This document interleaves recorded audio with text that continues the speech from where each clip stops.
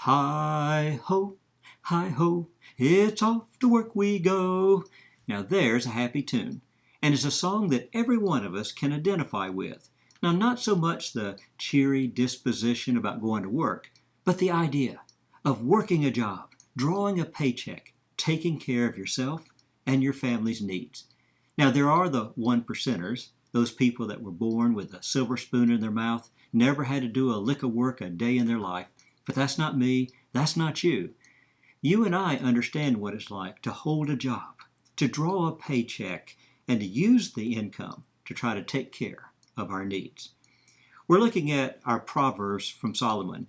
And for today's Proverbs, let's focus on what King Solomon had to say about work, business, and finances, about debt and collateral loans, and things of that sort. One of the things that Solomon makes very clear is that he praises those who do good, honest labor. Solomon says that lazy hands make for poverty, but diligent hands will bring wealth. Solomon says this many times. He'll often speak about the joys of having a job, drawing a day's wages, and then being able to provide for yourself and for your family. The satisfaction that comes from doing a good work and getting the benefits from that good work. He talks about how those who work hard, who take care of themselves, can sleep at night and get a good rest. Now, there's an irony in all of that if you think about it, because while Solomon describes it and describes it so well, he himself was the son of a king, which means he's part of the privileged class. He doesn't actually experience the very things he tells us about. But that's the beauty of his inspired wisdom, the gift from God. He may not have experienced it, but he certainly knows what the truth is, and he can describe it to us in very clever ways. Solomon talks about good workers are honest people. There's no cheating. There's no fraud involved in what they do. One of the things that Solomon does several times is throw a proverb at you about dishonest scales and measurements. For example, Proverbs 20, "The Lord detests differing weights, and dishonest scales do not please him." That must have been a problem back in those days if Solomon has to say that several times, where a person would have weights in the bag, he's ready to measure out how much gold he pays, or maybe to measure the meat at the butcher shop, or whatever it may be. And while he's got one set of scales that are accurate, he's got another that's slightly inaccurate, gives him the benefit in a business transaction. That way, if you ever challenged him, he says, "Wait a minute, I want to see those weights," he'll just reach in his bag, pull out the real ones, and you won't know that you've been conned. Solomon says good people don't do that to each other. They don't con, they don't commit fraud. He also goes on to talk about those who would move property markers. He says that several times. So, for example, Proverbs 23, "Do not move an ancient boundary stone or encroach upon the fields of the fatherless," the orphans, "because their heavenly defender," that's God in heaven, he's strong and powerful, and he will take up their case against you. In other words, you defraud someone, don't be surprised if later God pays you back for your dishonesty. You know, that's a good rule for us to remember to this day. In all of our business transactions, honesty is the key. No cheating, no fraud. And you can think of all sorts of modern applications of that idea. For those who are in the business of selling merchandise, or selling their services, no fraud, no dishonesty. Make it honest and true. For employers and the way they treat their employees. For employees and the way they work in regards to their business. Once again, honesty and integrity is the byword. And for Christians, this should go without saying, that in everything we do in life, including what we do in our work and our business, it should be done honestly. No cheating, no defrauding. Solomon says a lot about debt. He gives us a strong caution. Be careful, because debt can put upon your shoulders a very heavy burden. Now, among those proverbs, here's one I like. "The rich rule over the poor, and the borrower is slave to the lender." Now, think about that just as a basic principle. If you are borrowing from someone, you now owe them. You're in their debt. You become the slave to the lender. Now, modern statistics will reinforce all of Solomon's teachings about debt, because we find that a lot of Americans, as well as others throughout the rest of the world, if you live in affluent countries or countries becoming more and more affluent, we oftentimes take advantage of our opportunities and we put ourselves in debt. oftentimes very serious debt, credit card debts with those high interest rates, other kind of debt as well.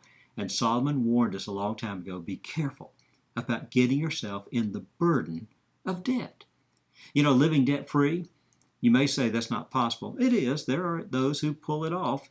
It's always been our ideal. It's what we dream of. Get the mortgage paid off, get everything paid off, to pay with cash. Well, if you're not there, work towards it. It's a great dream. It's a great ideal. It's what Solomon encouraged us to do. Solomon would tell us that if you're going to do anything related to debt, be careful that you don't risk more than you can afford to lose. Now, I do know there's a time and place for a strategic debt with a solid plan.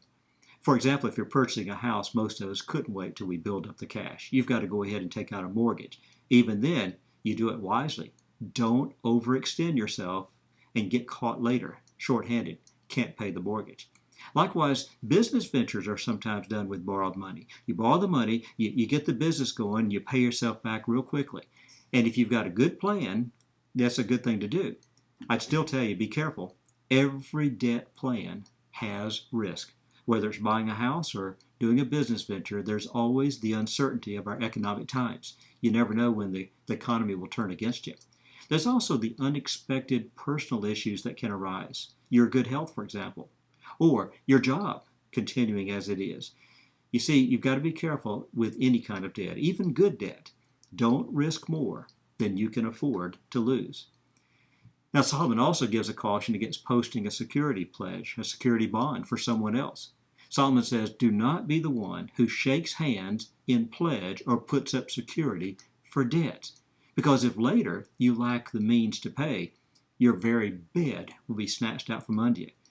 You let your assets be the collateral for someone else's borrowing, be careful, because if they don't pay it back, you know the bank's coming after you, and they're going to take what you've got, what you put up for collateral.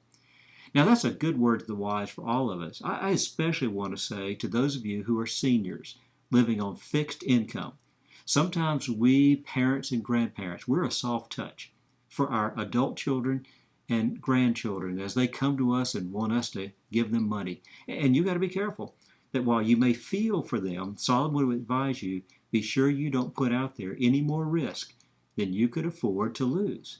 And if you say, well, it's my kids, it's my grandkids, I'm sure they'll pay you back. You know how that goes. So Solomon says, be careful. He also says, get good collateral for any loans that you do give out. He says, for example, take the garment of one who puts up a security for a stranger and hold it in pledge if it is done for an outsider. Now, this reminds me that the scriptures do, in fact, allow us to make loans and to take out loans. You may have heard that, no, I thought the church was opposed to that. I thought Jews were opposed to that. No, we've opposed usury. Usury is a loan that is unfair. It's exorbitant, the rates and such as that. But no, as far as a simple loan, the Bible allows that. But Solomon advises, don't risk more than you can afford to lose on that loan. Solomon also teaches about generosity with the income that you get from your hard labor. Be generous to the needy. And he says, as you give, you know that you will also gain. He says one person gives freely, but he'll gain even more. Another withholds, and then he comes to poverty. You see, a generous person is going to prosper. One who refreshes others will be refreshed. Now, what he's talking about there is, as we help others, God in turn sees what we do, and he puts a blessing on us. Now, that should not be the primary motive of why we give and help others, but it's still a worthy thought.